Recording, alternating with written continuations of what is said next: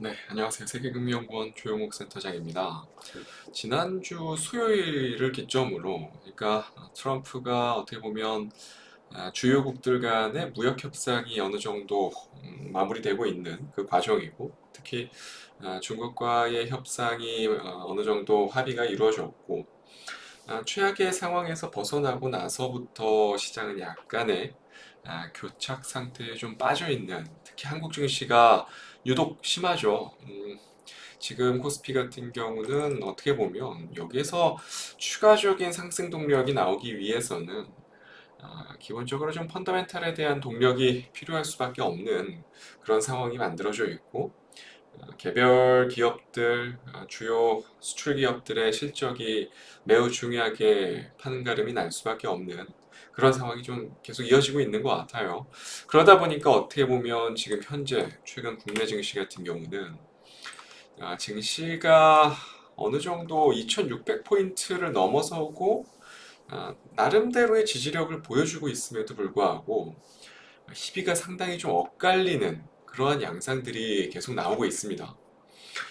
특히 어떻게 보면 가장 국민주 성격으로 불리우는 삼성전자 역시도 계속 밴드 하단에서 벗어나지 못하는 그런 일말의 흐름들이 계속 이어지고 있고, SK 하이닉스 역시도 실적이 정말 잘 나왔고, HBM4의 전망 역시도 어떻게 보면 SK 하이닉스의 훨씬 더 우세한 전망이 드리우고 있음에도 불구하고 SK 하이닉스는 계속 추세적으로 무언가 박스권에 갇혀 있는 그런 양상들이 이어지고 있고, 아, 추가적으로 어떻게 보면 현대차라든지 기아 같은 삼성전자와 마찬가지로 대표적인 국내를 대표하는 수출 기업인 현대차 기아마저도 지금 보시는 바와 같이 상당히 어려운 흐름들이 계속 좀 이어지고 있습니다. 그러니까 외국계 자금들은 공격적으로 전통적인 국내 제조업 기업들을 지금 사지 않고 있는 그런 모양새고요. 대다수의 외국계 자금들은 최근 순환매가 가파르게 이어지고 있는 삼성바이오로직스, 하나에어로스페이스, 그 밖에 각종 금융주들, KB금융, 그 밑에 단에 있는 신한지주, 하나금융지주, 그리고 조선업종들, HD현대중공업, 하나오션 같은 조선업종들도 마찬가지고.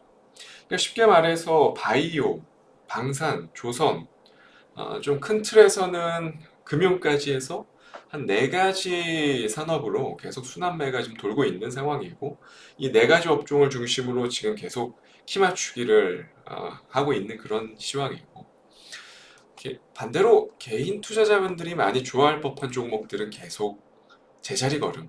오히려 지수가 2300포인트에서 2600포인트까지 숨도 안 쉬고 300포인트가 올라왔는데도 불구하고 대다수의 종목들은 제자리입니다.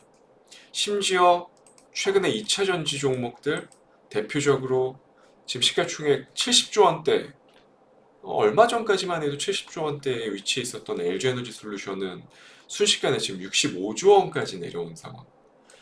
상장 이래로 지금 최저가를 만들고 있는 그런 상황이고, 그 밖에도 어떻게 보면 2차 전지 쪽에서 그래도 나름 시가총액 상위에 포진되어 있는 포스코홀딩스도 마찬가지고, 그 밖에 지금은 뭐 시가총액 저 밑으로 내려가 버린 LG화학도 그렇고 삼성 SDI도 마찬가지고, 어느샌가 지금 반에 반토막이 났습니다. 대다수의 2차 전지 관련한 종목들이 너무 힘든 그런 상황이 이어지고 있고, 뭐 근본적으로 가장 큰 문제는 자동차가 안 팔리는 거죠. 전기차가 안 팔리는 게 가장 근원적인 문제고, 어제 나온 소식이죠. 지금 현대차에서도 결국에 아이오닉 5에 대한 생산이 다시 재차 중단이 됐습니다. 이게 비단 해외뿐만 아니라 한국 내수도 마찬가지고 전기차가 안 팔려요, 지금. 아, 아무래도 중국의 경쟁력에서 많이 좀 밀릴 수밖에 없는 그런 모양새고, 결국 한국 이렇다 보니까 근원적인 전기차가 안 팔리는 문제들, 전기차가 안 팔리다 보니까 아무래도 당연히 2차 전지 배터리들의 수요는 급감할 수밖에 없는 상황이고, 더군다나 중국에 밀리죠 지금. 한국 2차 전지 기업들은 결국에 지금 중국에 단가 경쟁에서 밀리고 있는 상황인 게 가장 큰 점이고, 공급 과잉 국면들 뭐 너무나도 당연한 얘기고, 그 상황 속에서 중국의 CATL, 뭐 BYD 같은 초저가 전략을 통해서 지금 중국 주요 기업들의 시장 점유율이 빠르게 확대가 되고 있죠. 아, 특히 저가형 배터리, LFP 배터리 기준으로 했을 때 아시는 분들은 아시겠지만 중국산 같은 경우는 한국산 배터리에 비해서 대략 30에서 40% 저렴한 수준까지 지금 배터리 가격들이 형성이 되어 있거든요. 물론 성능은 조금은 더 한국산 배터리가 우위의 점이 있지만 이 가격을 무시를 못해요, 지금은. 이 중국산 같은 경우는 일단 기본적으로 정부 보조금이 위치해 있는 상황이고 추가적으로 대규모 양산 체계도 갖추고 있고 가장 중요한 거는 자국 내에서 원재료를 공급하고 있다는 점들. 이 점이 어떻게 보면 가장 한국과 큰 차이를 만들 수밖에 없는 근본적인 문제가 되지 않고 있나라는 생각이 들고 뭐 그 밖에도 뭐 고임금 구조 한국의 고질적인 고임금 구조들 또 상대적으로 적은 내수 시장 여러 가지 한계점들을 가지고 있는 상황이다 보니까 지금 2차 전지가 이렇게 속절없이 추락하고 있는 것들 이상하지 않다라는 거예요. 결국에 아, 미래 성장성이 담보되어 있었던 2차 전지가 순식간에 이렇게 추락을 하면서 어떻게 보면 한국 증시는 신흥국 증시잖아요. 신흥국 증시로 분류가 되고 신흥국 증시가 힘을 얻기 위해서는 지금과 같은 대표적인 성장주 성격들의 종목들이 올라가야만 힘을 받아야만 아무래도 주식시장 전반의 활력이 불어넣어질 수 있는 건데 지금 전혀 아, 성장주 성격의 업종들이 힘을 못 쓰고 있다는 게 가장 큰 문제이지 않나라는 생각이 듭니다.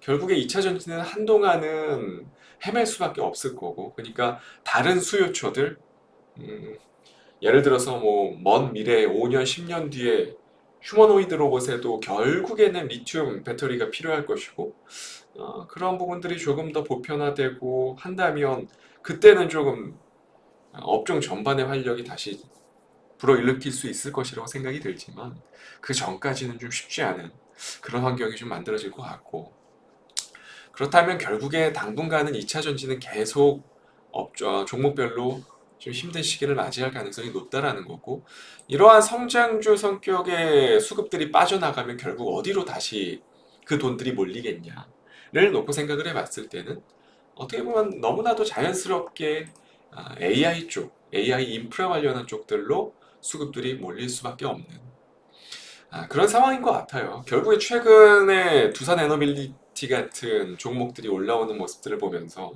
아마 많은 힌트들이 주어졌다라고 저는 생각을 하고 결국 AI 인프라를 완벽하게 돌리기 위해서는 전력이 너무나도 절실하게 필요할 수밖에 없는 그런 상황인 거고 그런 부분들을 생각해 봤을 때는 결국 그러니까 지금 현재 시점에서 2차 전지에서 빠져나가는 돈들이 어디로 가겠냐. 전력 인프라 쪽으로 갈 수밖에 없지 않겠나라는 생각이 계속 들어요. 이번 주 들어서 HD 현대 일렉트릭 같은 종목들이 꽤나 큰 폭으로 반등을 하고 그 밖에 아까 보여드렸던 두산 에너빌리티도 마찬가지고 이러한 대표적인 종목들에서 많은 힌트들이 좀 주어져 있다라고 저는 생각을 하고 그를 기반으로 해서 오늘의 공략주 역시도 좀 준비를 해왔습니다. 바로 가운전선이라는 종목입니다. 단기간에 참 많이 올라왔어요. 지난 4월부터 해서 35,000원이었던 주가가 지금 순식간에 지금 75,000원 수준까지 올라왔으니까 단기간에 정말 많이 올라왔고 부담스러울 수밖에 없는 어떻게 보면 그런 가격대로 해석을 해보실 수도 있을 것 같은데 지금 가온전선 같은 경우는 한국전력 최근 차트 보신 분들은 아시겠지만 한국전력이 지금 신고가를 만들고 있죠. 결국 한국전력 역시도 전력 인프라에 대한 투자를 확대하겠다라는 목표를 가지고 있고 그에 따른 직접적인 수혜를 받는 게 어떻게 보면 가온전선이죠.